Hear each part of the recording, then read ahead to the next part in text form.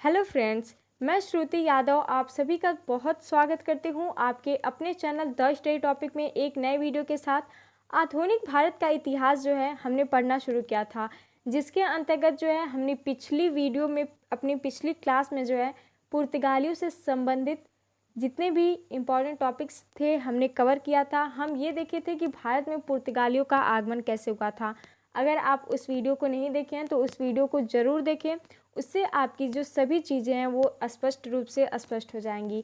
तो इस वीडियो में हम देखेंगे कि डचों का भारत में किस प्रकार से आगमन हुआ था, जो डच हैं ये भारत में अपनी फैक्ट्रियों को कैसे स्थापित किए और किस प्रकार से डचों का पतन हुआ।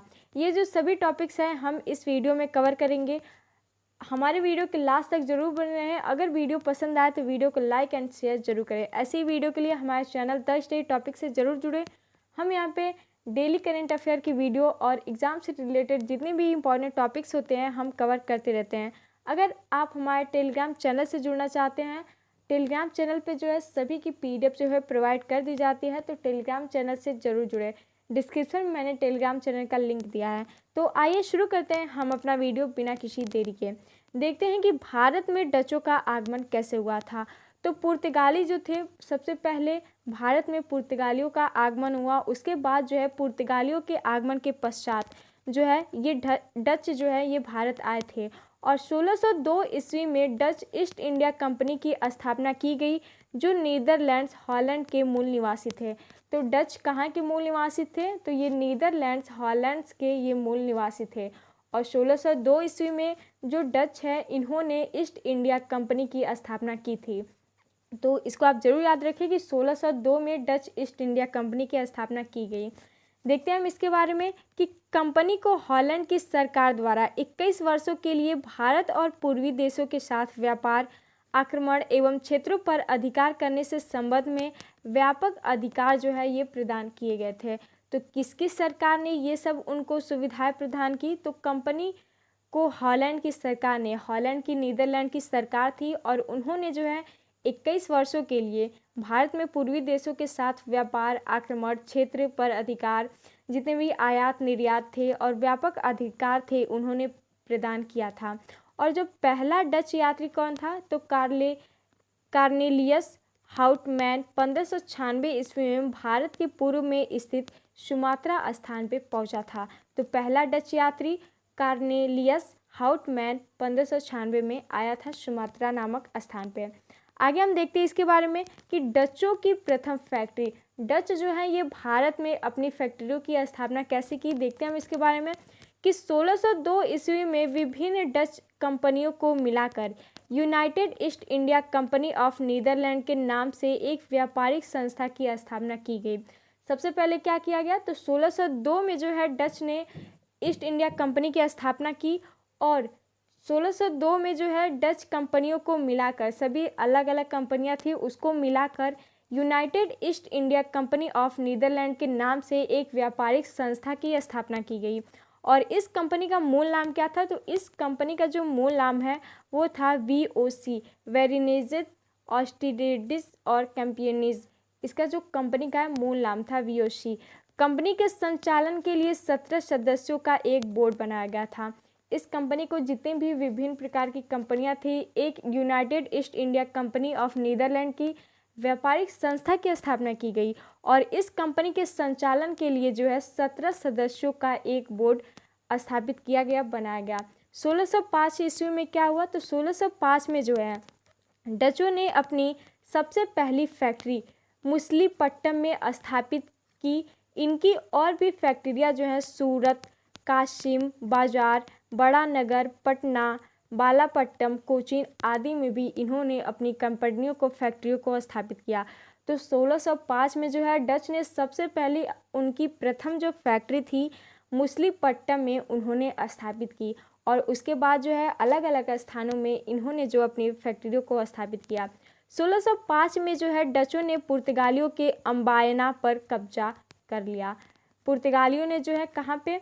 तो अम्बायना पे कब्जा कर लिया। इनके आगमन से जो है भारत में पुर्तगालियों का व्यापार जो है एकाधिकार समाप्त हो गया। सबसे पहले क्या था कि जब पुर्तगाली आए थे, भारत में आगमन किए थे, तो पुर्तगालियों ने एकाधिकार को हम उन्हीं की देन है कि एकाधिकार जो हमारे भारत में आया।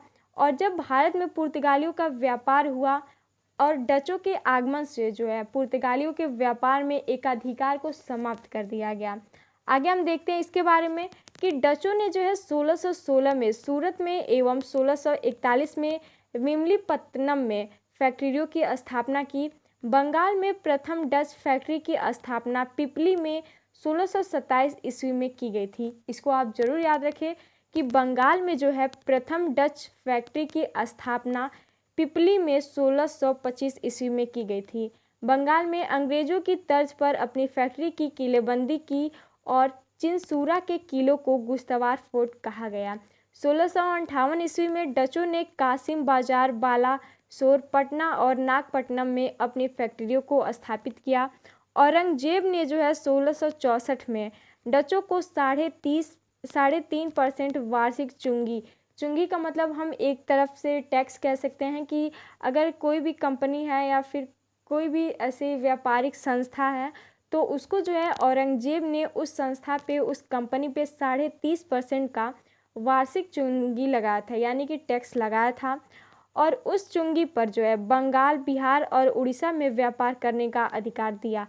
औरंगजेब ने जो है 1664 ईस्वी में डचों पर 30.5% की वार्षिक चुंगी लगाई और वो किसके लिए लगाई तो बंगाल, बिहार और उड़ीसा में व्यापार करने के लिए लगाया था।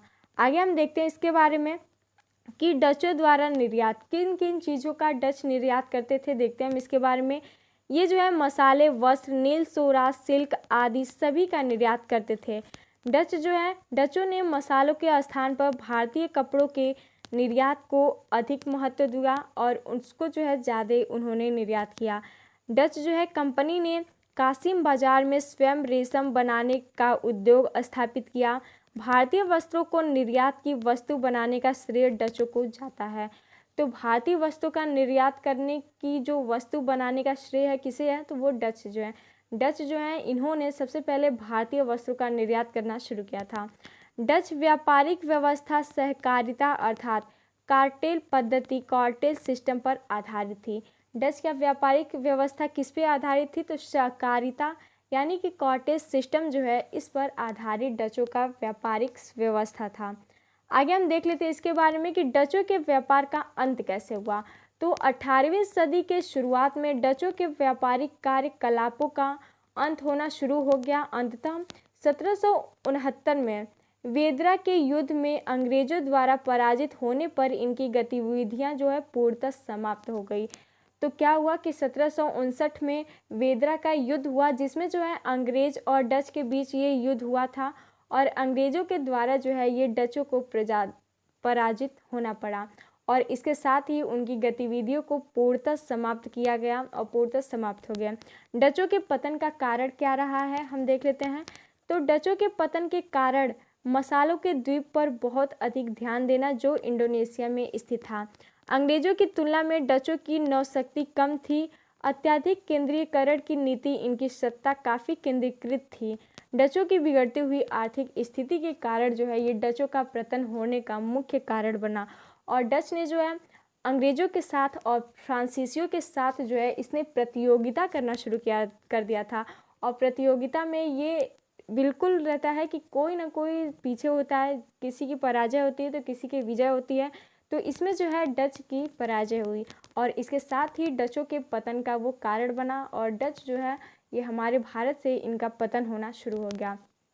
इसके साथ ही हमारी वीडियो ख़त्म होती है। अगर आपको हमारी वीडियो पसंद आई हो तो वीडियो को लाइक और शेयर ज़रूर करें।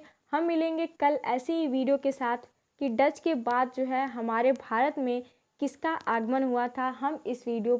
हम इस टॉपिक पे वीडियो लेके आएंगे तो वीडियो को ज़रूर देखें। मिलते हैं ऐसे ही टॉपिक के साथ। Good bye.